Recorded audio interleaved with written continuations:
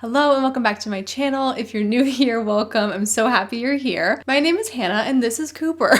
Typically he shows up somewhere in the middle of the video, but you just wanted to be included early today, didn't you? But like I was saying, my name is Hannah and on this channel I post a ton of anti-MLM content. I'll link a playlist here and in the description box. This is my big anti-MLM commentary playlist. Very, very bingeable, and if any of that kind of content sounds interesting to you, I would love it if you would consider subscribing, consider liking this video. All of those things really support my channel and I appreciate you so much for doing that. For today's video, I'm bringing you another MLM horror stories. These are the real experiences of real people who have taken the time to write out their stories and send them to me. And the purpose of this type of video is to, number one, expose some of the crazy things that happen in multi-level marketing companies from the people who experience it, and also to give validation to other people who have been in MLMs and who have experienced similar things. If at any point you want to send in your own story to me, the instructions for how to do that are down below. It's very easy. You just send me an email. What happens when you send me an email is I just put it into a special folder specifically for horror stories, and then when I'm sitting down to film a video, I'll pull like 5 or 6 of the stories and I will read them for the first time on camera. I have not pre-read any of these, and you guys, I say this every time, I am so behind on stories. I'm looking at my inbox right now, and not including the 6 stories we're gonna cover today, I have 86 emails,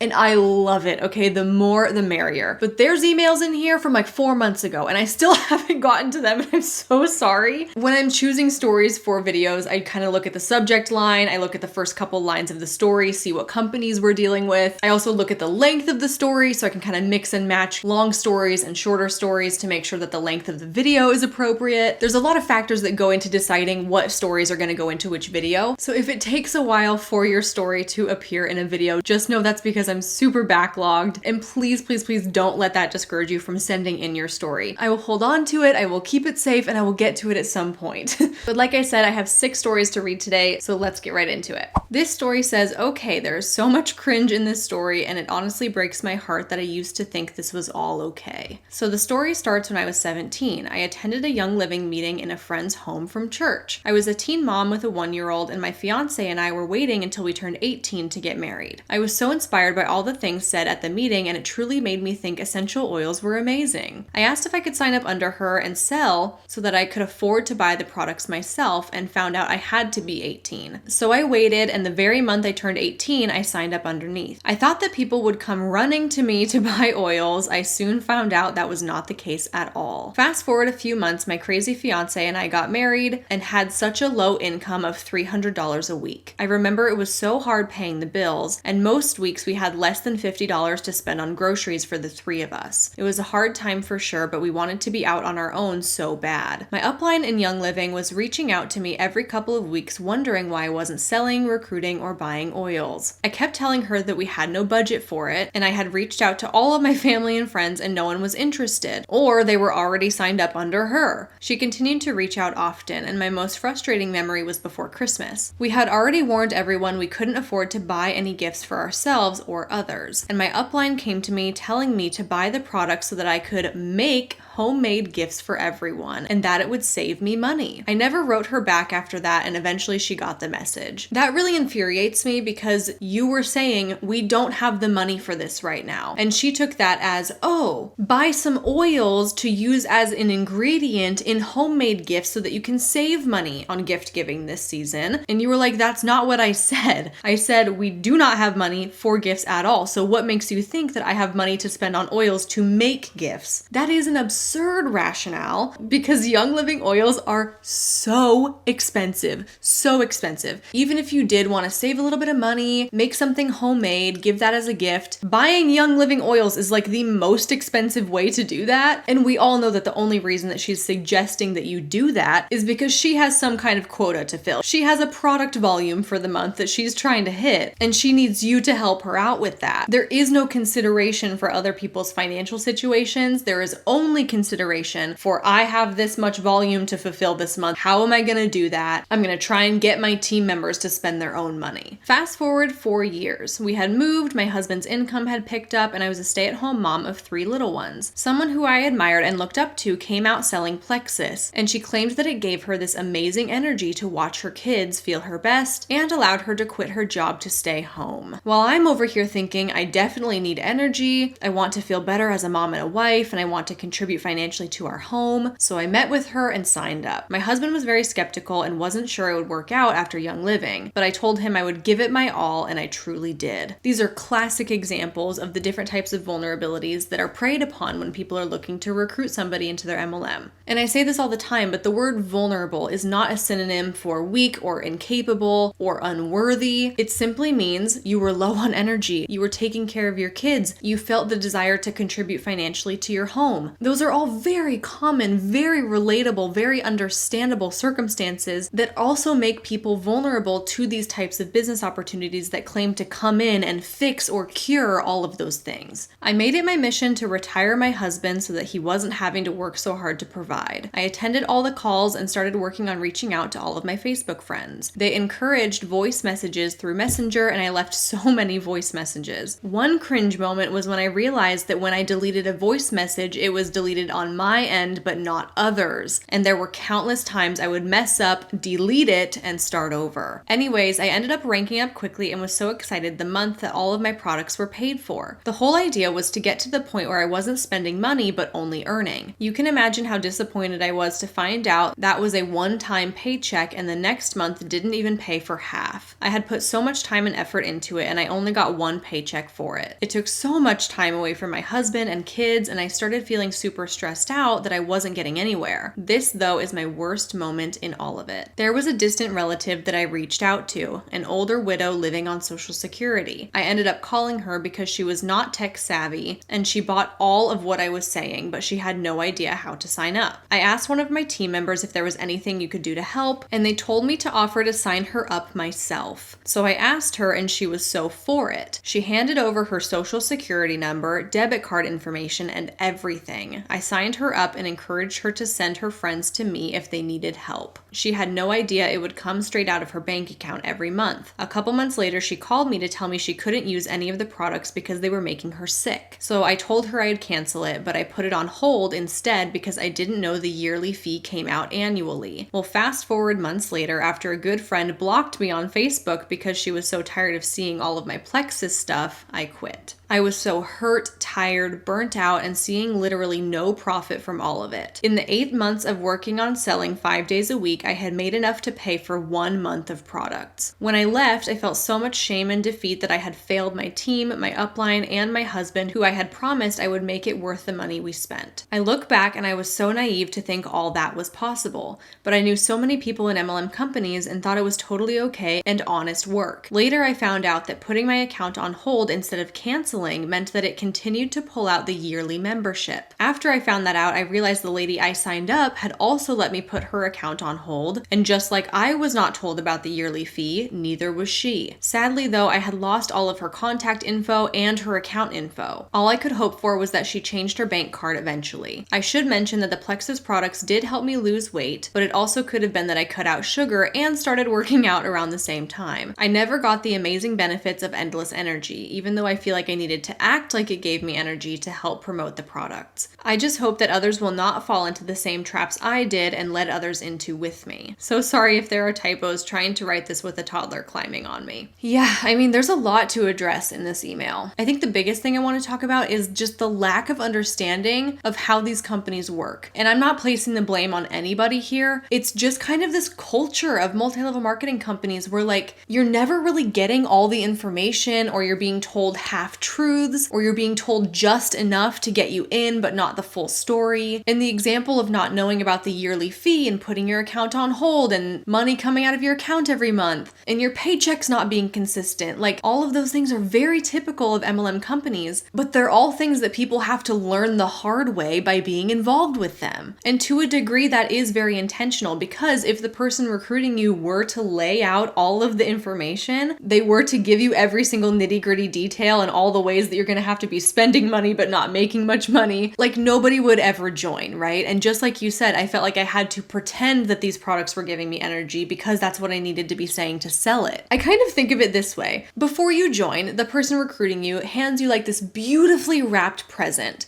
Gorgeous wrapping paper, amazing detailed bow on top. It is the solution to every financial problem, every health problem. This is the gift of an opportunity that I am handing you. And you're like, sweet, I would love that. That sounds great. And you take it and you join the company, then you undo the bow and you open it up and it's a bunch of crap inside. And it's not at all what you thought it was going to be. And there lies all of the fine print, all of the little details, all of the little things that were left out when you were being pitched the opportunity. Because you would never join if somebody handed you a pile of crap, but you might join if you're handed a pile of crap disguised as a beautiful gift. I'm very sorry to hear that you did have to kind of learn about the company the hard way, but please know that's a very common experience. This story says, "Hi Hannah, I recently found your channel and have been loving all your content and the messages that it promotes. My story may be fairly common, but after finally canceling my VIP Monate subscription, yay, I feel empowered enough to share with you, but please keep me anonymous if you do share this online. I had known my friend A since we were in the first grade, both now in our mid-20s, and we had stayed close over the years through high school and into college, despite not always being in constant contact. She and I shared almost everything with each other, including some personal health details that will come up later. Both away at college, I noticed she posts on her Instagram story a picture of her long, shiny hair and with a caption about how her hair has changed and all she did was change her shampoo. I swiped up, complimented her, and asked her what it was, and she immediately texted me saying she was now using Monate products and offered to help me pick out some products based on my hair type. I filled out a quiz she sent. Was it like a Google form? Was like a Google form that she had created? Because all of the Monate reps do that. All of them. They create their own like hair, skin, and wellness quizzes, and they do that to collect information about you to have on hand so they know what to pitch you. I filled out a quiz she sent me which asked what I use now. I was using salon grade products for my scalp at the time, which could be pricey. She sent me a digital cart including a shampoo, conditioner, hair oil, and mask over $150. I mentioned it was a bit expensive and I maybe would just test the shampoo. She told me that the brand I use was expensive anyway, so why did I care so much? And that if I wanted to see the results, I needed to jump in with all of their products. So much for her Instagram story about just shampoo. A then called me and offered to walk me through the process, which as you may know, meant she pressured me to keep clicking through steps, putting in personal information, and making the purchase. She bypassed all of the actual details about the VIP membership, saying it was a $20 fee for a great discount and free samples. I would soon learn it required at least 3 auto ship purchases over $80 or $90 with no option to pause. I hate that so much. Yeah, I actually featured a Monate training call on my channel once, and they were describing exactly this process. They were like, get them on the phone and essentially pressure them and make it really hard for them to see the red flags and be with them every step of the way until they complete it. Because when you feel like you have someone breathing down your neck, it's a lot more difficult to listen to the red flags, to pay attention to that gut feeling that something's not right, I don't have all the details here, and they're essentially cornering you into going through this process without knowing what it entails. Over the next few months, she would check in, not asking how I was doing like we usually did, but asking how I liked the products, how my hair was doing, etc. I embellished a bit, not having seen a huge difference because this was my friend and I wanted to make her feel good. Then the pitches to join the business started. I like your little squiggly lines around the business. I kept telling her I was focused on applying to graduate school, I had limited funds, and she kept pushing the fact that I could post on my own time and make money. I ended up attending an opportunity call with her upline, at that point being more skeptical and educated that this was an MLM I was dealing with, and again politely declined to join. She told me she'd always be available to talk if I changed my mind. I began to stop replying to her texts and check-ins under the guise that I was busy, but it was really because I was running out of ways to say no. Around now is when I could really feel that this business was affecting our friendship, and it became awkward to say the least. She had me in a Facebook group and even texted once to say that she could see I viewed the post she made in the group about recruitment and wanted to know if I had changed my mind. I felt like the only important thing to her at that point was me as a potential target for her downline. Absolutely, it is. And I'm sorry to say that, but that is the most important thing to her at this time. Because she's in the business, she was well aware that recruiting is what you need to do to make money. She was also roped in on the false assumption that she could make a business out of this, and now she's scrambling. That is a tale as old old as time for people who get into MLMs. And kind of in the same way that you felt pressured or cornered to join the VIP program, she probably feels somewhat pressured and cornered to get you as a recruit because that's what she knows she has to do if she's going to make any money. Fast forward some months, I moved to a new city for graduate school, started using my old products. Yeah, I read about the lawsuits, and I would religiously go online and push my Monat auto ship orders to be delayed, not wanting to truly cancel because I was worried what she might think. I was lonely in a new city during a pandemic, so when she reached out to ask how I was doing, I replied wondering if maybe we could just not talk about Monat for once. Eventually, she mentions that she can see I've pushed off my orders and asks why. I tell her that I'm figuring out my new budget and also add that I've started seeing a dermatologist who had prescribed me a special shampoo. Here's where it gets personal. I've had a skin picking disorder most of my life where I pick my face and scalp, and the shampoo is to help treat some of the sores on my head from that. A then tells me that this would be a great thing to share on social media to make sales. I say that this is something I barely share with anyone, let alone blast on social media. She says that deeply personal stories are the best way to make sales, and people would likely be inspired by my story. I revert back to this new shampoo being prescribed by my doctor, and she says she knows of several people who have stopped seeing their dermatologist for dandruff and psoriasis and have been treated by using the Monat products. I again try to say how awesome that is, but that skin picking puts me at a great risk for infection. That this prescription shampoo may not be the best for my hair, but for now it's part of the overall dedication I am making towards physical and mental healing from this disorder. She tells me they have other products besides shampoo. The relentlessness. When is it gonna stop? Like, when is it too much? How far is too far? How many times does a person need to say no for an MLM rep to take it seriously? She tells me they have other products besides shampoo, which is now starting to feel desperate, and I'm already annoyed that she has just recommended I ignore my doctor and has disregarded my statement about wanting to heal from a disorder I've had since childhood. I ended up just saying thanks and that I'll see how this goes and let her know. We have not talked since. Rather, I have not replied since. It sounds awful, I know, but I feel so deeply hurt that what I thought was such a strong friendship boiled down to conversations of her trying to rope me into buying overpriced products, sharing my personal health problems online, and going against the recommendations of my doctor. I've had to mourn our friendship, and I finally recently emailed Monat to cancel my VIP subscription. I wish this had a better ending of us rekindling our friendship, me making clearer boundaries, or lessons learned. But all I've really learned is that MLMs are predatory and can take solid friendships and break them down.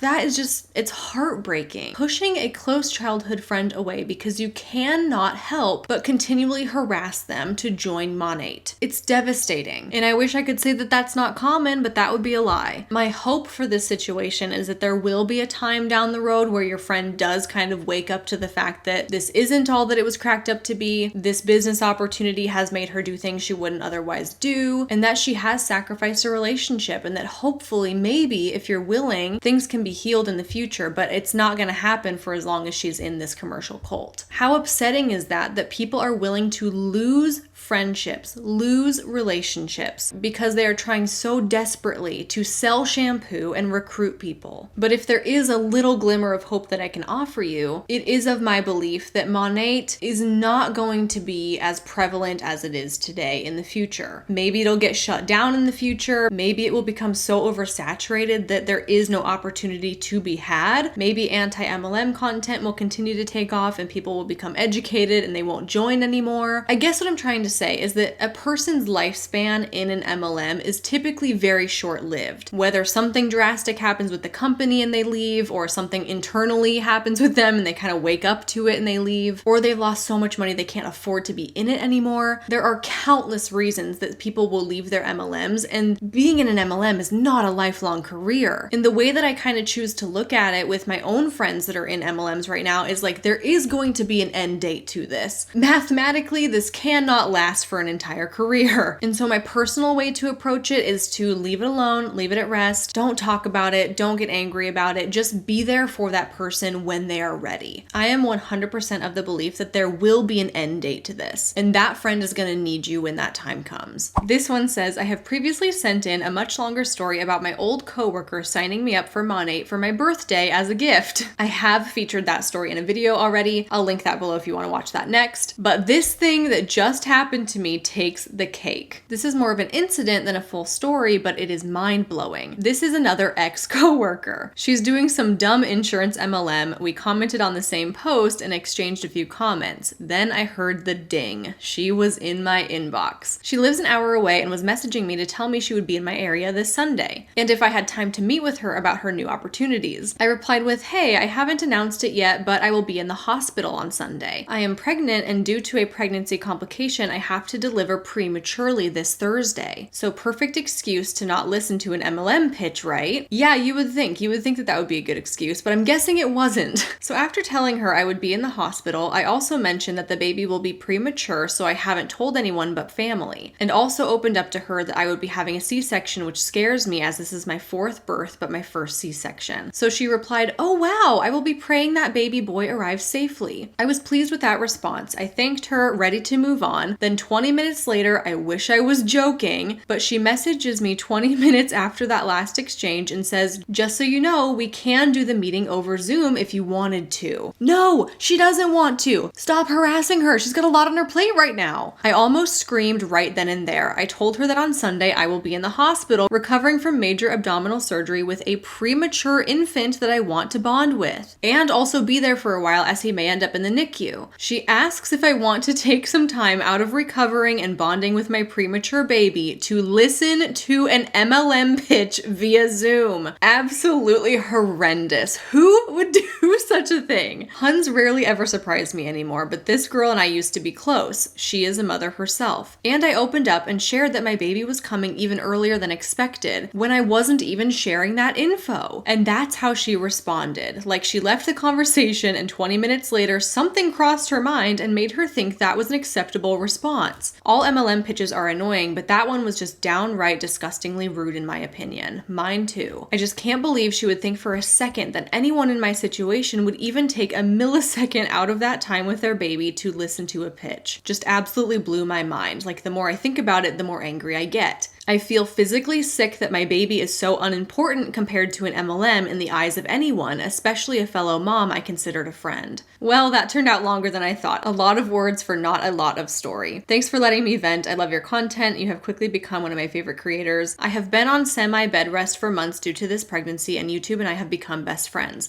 Love your content and love that you bring attention to this stuff, and I love your MLM Horror Stories series because it gives people like me and so many others an outlet to vent about how these practices affect us and what they can do. Keep growing and making a difference. So this email was sent to me exactly a month ago. So at this point, your baby has been born. I hope that you're both recovering well. No doubt that this is an extremely overwhelming and stressful experience. And it also makes me sick that somebody else couldn't take that into account. And it really does come across as them feeling like their MLM pitch is more important than you and your baby and the health of both of you. It's just yet another one of those things that this person most likely would not be doing if they were not in an MLM.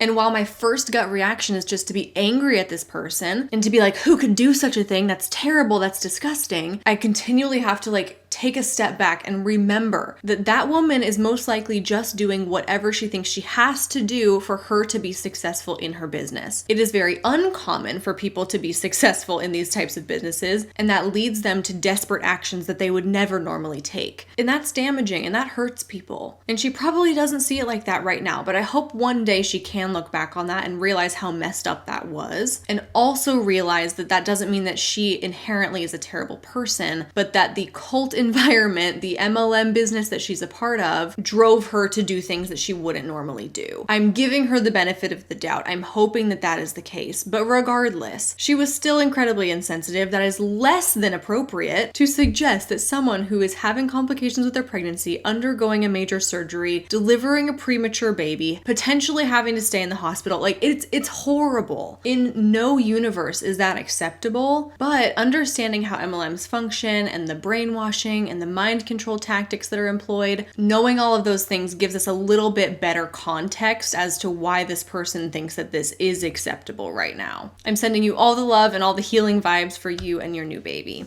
This story says, hi, this is a short story that I now find hilarious because of the pure audacity. I just had to tell this story because after 5+ years, it's still so wild to me. I think about it all the time. I got roped into going to a Norwex party years ago, but I was already in the anti-MLM world, so I knew what I was getting into and I just went for the free food. The party was hosted by a family member who was not involved with Norwex, but I think got some free products out of the deal. None of the attendees knew the Norwex consultant. For context, this is the cleaning products MLM that, based on the sales pitch at this party, seemed to think that their cloths are magic. The rep told us that traditional cleaning products cause cancer, but that their cleaning products have no chemicals, yet somehow disinfect your home with just water and a cloth. And yes, she did bring raw chicken, which she wiped on a cutting board, cleaned with a cloth, and then licked it. This is not the first time I have heard of a Norwex rep licking raw chicken. I wish I could say that I'm surprised, but I am not. If any of these wild claims were actually true, that would have a huge impact on the healthcare industry and also change everything we know about science, but I digress. Someone asked her, "What would you say to medical professionals about that?" She replied, "Well, I would say they're just ignorant," not realizing that she was in a room full of medical professionals.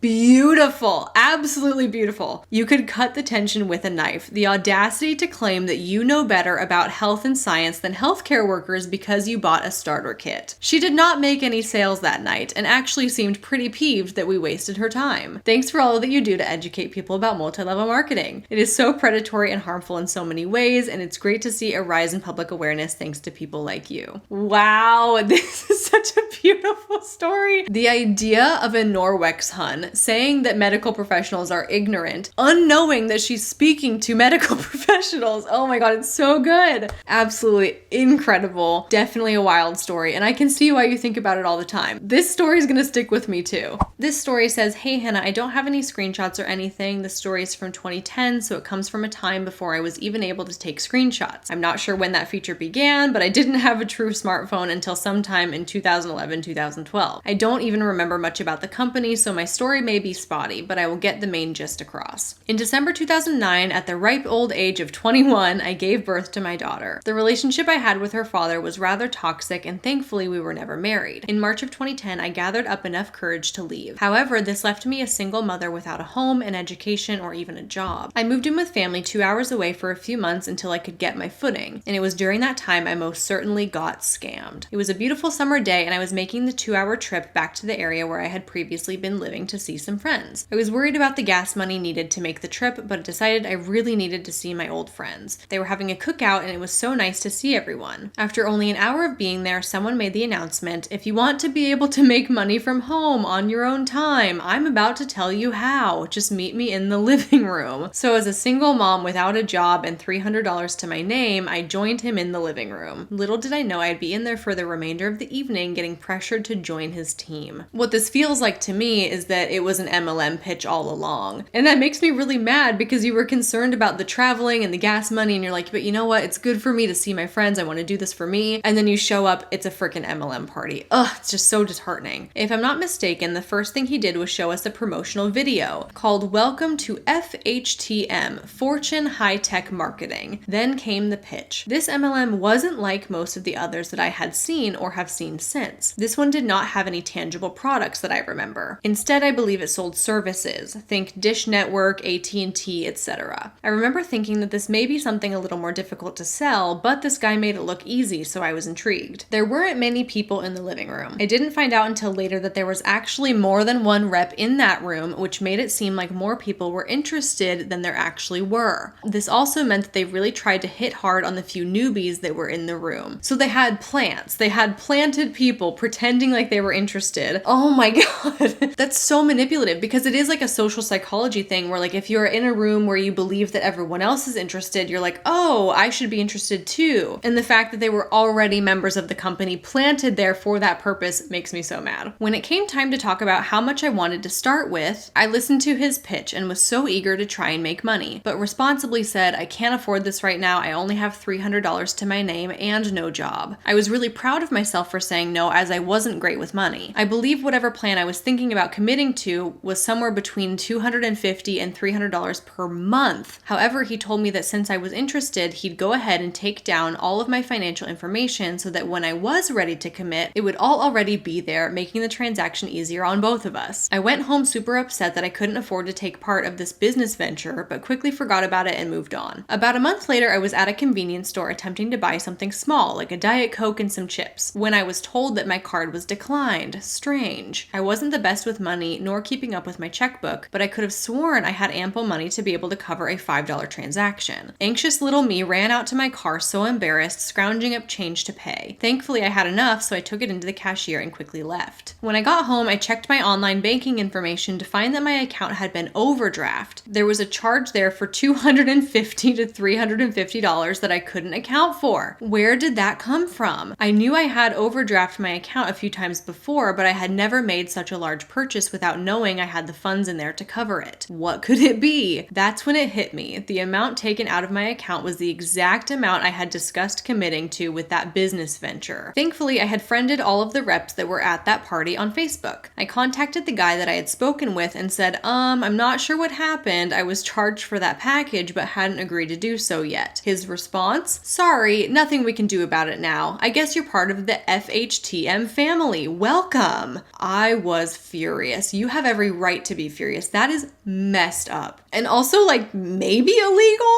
I'm sure it's against their company policy at the very least. I told him that I did not want to be a part of the company anymore and I wanted a refund. Nope, this was, quote, not a possibility. Eventually, he blocked me on social media and I had no further way of communicating with him. I eventually just accepted it as a loss and tried to forget about it. I know that $250 to $300 doesn't sound like a ton of money, but for where I was in life, this was a huge blow. Obviously, this happened over a decade ago. It's not relevant now, but if somebody watching this is in this situation, it would definitely be a good idea to call your bank, call your credit card company, whoever it is, and try to see if you can dispute the charge. It might be tricky, it might be messy, it might not work out, but it's definitely worth a try. A few years later, I randomly received a check in the mail at my mom's address. Weird, I hadn't lived there in years. It was for something like $13. In reading what it was for, the company had been found guilty of being a true pyramid scheme and was forced to pay something like $169 million to those affected by the scam. I hate that I didn't recover the full amount that was literally stolen from me, but it made me happy to see that they did have to pay and could no longer hurt anyone else. I ended up becoming friends with a few people that were reps at the party that night. They ended up parting ways with the guy that had stolen from me. I reached out to them before writing you this email because I couldn't even remember the name of the company. In doing so, I learned that her and her husband were #1 in our state for the company and even had a training center before the fall. They were absolutely devastated when the company had to close and eventually decided to move to a different MLM. They have been with that company for around a decade now. Even knowing reps were doing whatever it took, including stealing from a poor single mom to make their money, they truly believed those reps were few and far between and that the company as a whole was wonderful. I have since graduated college and been in my career for almost 7 years now, but I will never forget that naive little girl that was scammed out of basically all of her money. I'm so glad that there are entire communities now that speak out about stuff like this. I know there are still people that join these companies. Currently, the big one is pharmacy in my area, but I'm hoping that number becomes fewer and fewer every year. Thanks so much for all you do. This is kind of a satisfying story because there was a concrete ending to it, right? The company gets shut down, the reps get paid out, even if it's not a significant payout, at least you know that they're paying for what they did, and that company doesn't exist anymore for other people to get scammed, and that's amazing. I cannot get over the fact that this couple was in this company and like MLM hopped to another company. The fact that they've been in that new company for like 10 years maybe signals to me that they got into a company when it was brand new, because typically people who join an oversaturated company can't stay that long. They lose too much money, and it just goes to show that a lot of people think like, oh, well, this company didn't work out, but this one will. Oh, that didn't. Okay, maybe this one. Okay, maybe this one. And there are like serial MLM huns out there who just hop from one company to the next until something finally sticks. And the main factor as to whether or not something sticks is typically timing and the age of that company. But this is wild. I would be very interested to look into more of like the legality around somebody using your information without your permission, because technically you did give it to him, but you didn't give him permission to use it. I don't know. That's tricky. That's really, really tricky. And it's very sneaky. And it kind of makes me wonder how many other people that person did that to. This one says, hello, Hannah. First of all, I want to thank you for fighting the good fight with such poise and grace. I came across anti-mlm content a few months ago when I found Kiki Chanel's channel and I was doing research on my own because I had an MLM hunt trying desperately to suck me in. You've now become one of my favorite creators to binge watch just because there are so many hidden MLMs lurking out there to get us, so the more education, the better. Not knowing what an MLM is, I was almost duped into joining Nu Skin. A friend from high school posted a picture of a polishing bar and how it helped her get rid of keratosis pilaris, I don't know if I'm pronouncing that right, a condition that causes rough patches and acne-like bumps on the skin. My 10-year-old daughter suffers from the condition, so naturally I commented on her Facebook post. Within seconds, an individual unknown to me responded with, "I am sending you a personal message, hun," with a smiley emoji. She worked fast because the message arrived within a couple minutes. She proclaimed how this miracle polishing bar could be used for so many conditions and would guarantee relief for my daughter. I could get the polishing bar for only $20 if I was willing to share a pre-written post from her proclaiming how well the product worked and who to contact to purchase, even before actually trying the product, which she assured me was just fine. That's sneaky because she was like, "Okay, I'll give you a discount on this product if you promote it, even though you haven't used it yet." Unknowingly, I accepted the bait, I did it, and I regretted it. I was quickly added to her Facebook beauty group where I was inundated with product posts and a fill of lifestyle posts showing how this business changed her life. She did not hold back on income claims, showing she purchased 2 homes with cash, a new vehicle the same way, and took luxury vacations. She posted a live video of her walking across the stage in, I believe, Punta Cana as she became a diamond ambassador, I believe. She touted how she gave up a full-time position as an occupational therapist to work her biz. I did make several purchases, which I wish I could get all the money back. One being for a whitening toothpaste that was supposedly even safe for young kids, only to be told by our dentist the toothpaste is essentially a white paint and can actually over time scratch away the enamel. I am glad that I had the sense to take the product to my dentist first, but unfortunately I still threw away $25. Yikes. $25 is a lot of money to be spending on a toothpaste that destroys your teeth. I also tried several of their face creams and the $85 liquid Botox. Did I just read that correctly?